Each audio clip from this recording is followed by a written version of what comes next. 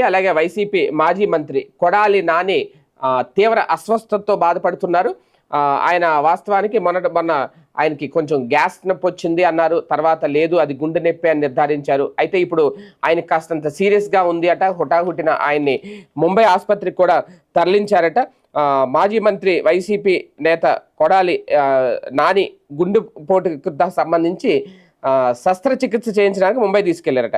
హైదరాబాద్లోని ఏఏజీ ఆసుపత్రి నుంచి సోమవారం డిశ్చార్జ్ అయిన ఆయన నానిని బేగంపేట విమానాశ్రయం నుంచి కుటుంబ సభ్యులు ప్రత్యేక విమానంలో ముంబై తీసుకెళ్లారు.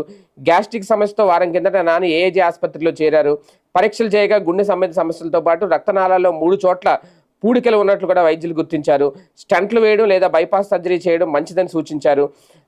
దాంతో నానితో పాటు ఆయన భార్య, కుటుంబ సభ్యులు, సన్నిహితులు మొత్తం 8 మంది ముంబై వెళ్ళారంట. ఆయన తీసుకొని ముంబై ఆసుపత్రిలో ఇప్పుడు ఆయనకు మరి ఆపరేషన్ చేస్తారా ఏంటనేది మొత్తానికి నాని ఆరోగ్య పరిస్థితి